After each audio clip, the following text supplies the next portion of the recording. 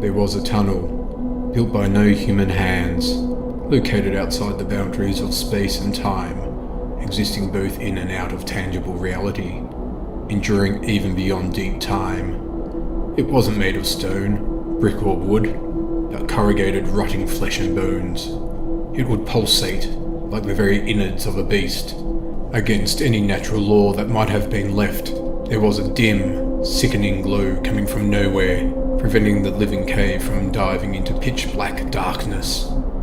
The air was warm and saturated, impregnated with the overpowering stench of festering wounds.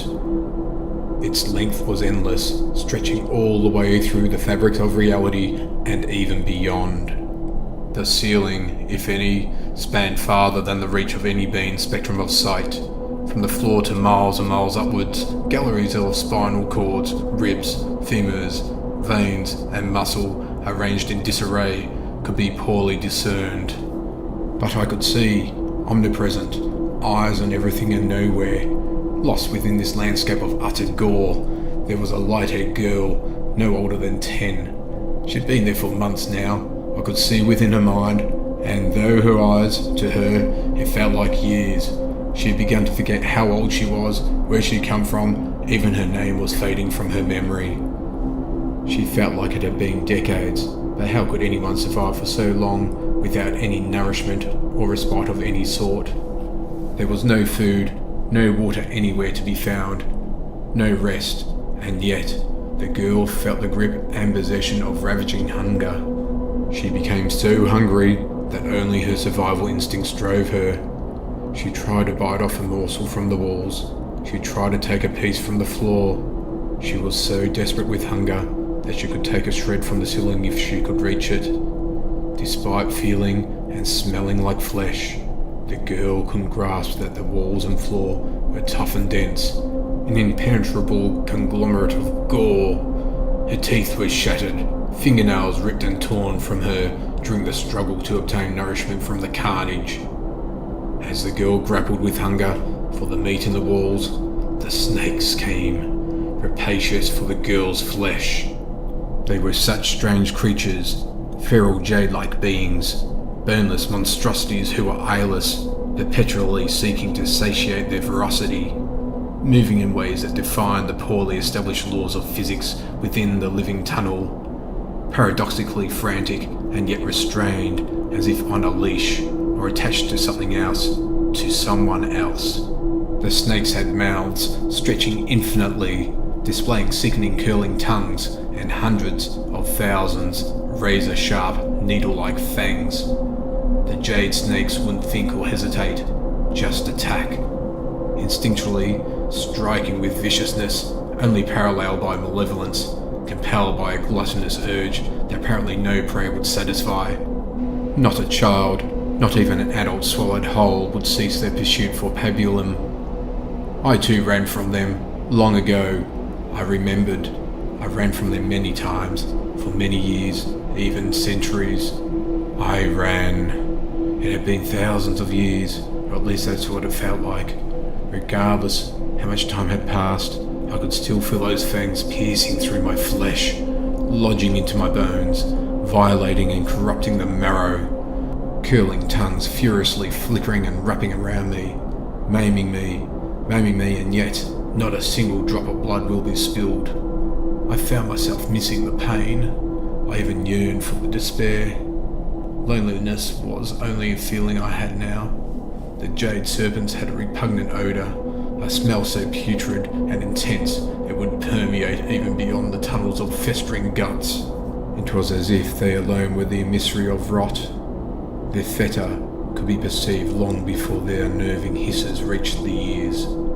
The sonorous reverberating of their glottis rattle could be heard even through the rift. The blind boy could sense it. He could hear the hisses, the frantic darting movements of them, almost like a dance. It gave me hope. If their stench and maddening sounds could make out of this place, perhaps I could too. They charged at the paltry child, so innumerable that the snakes would have to fight over a piece of bone or a chunk of the girl's flesh. She ran forward, and with each step taken to save her life, with each beat of her desperate heart, memories would become less cloudy, and the girl recalled her name. It was Mia. Mia sobbed for her mother, eyes filled with tears. She had a mother, and now she remembered very well. I wanted to embrace her, to take care of her, to keep the tender flesh of her tiny and frail body safe from the horrendous jade beasts. Did I want to be her father? Her mother? When I arrived here, I was her age. I remembered that. Yet I couldn't even remember if I was a boy or a girl. I wanted to be her protector. I wanted to prevent little Mia from having the same fate I had. I couldn't remember if I ever had a father or a mother. This tunnel had feasted on my memories the same way its snakes would feed on flesh and bones. Clean cuts, wounds and torn sinew, turning instantly into scar tissue. Memories clouded and obscured, covered in thickness of fog, lost permanently to oblivion. I went close to Mia, but she cried out even louder and decided to once again run in the only possible direction, forward, her little arms flailing in anguish as she choked on tears. She didn't make it far. She stumbled and fell. I came close and caressed her tiny face, covered in sweat and stained with tears. I stroked her soft hair. Neither of us could feel the touch. I felt pain in my heart. Anything was better than emptiness. Mia stood up and ran again. She kept running, with everything she had, pushing her legs way beyond its limits. Ultimately, she fell on the ground. She got up, ran again, fell again.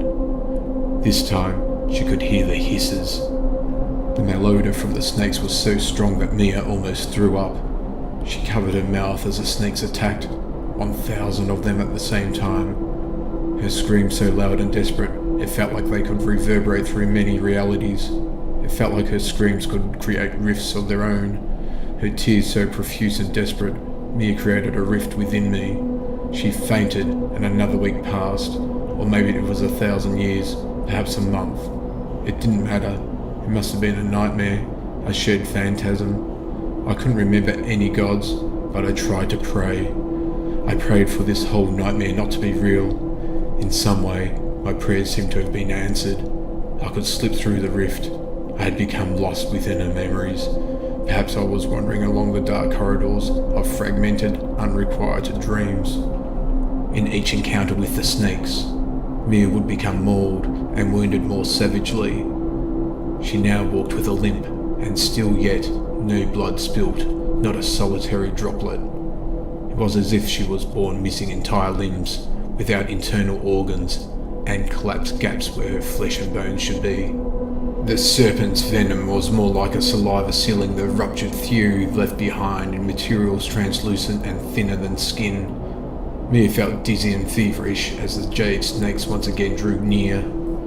Unlike the countless times before, they weren't rushing. They didn't have to. Mia wanted to run, but her right leg felt numb and went limp.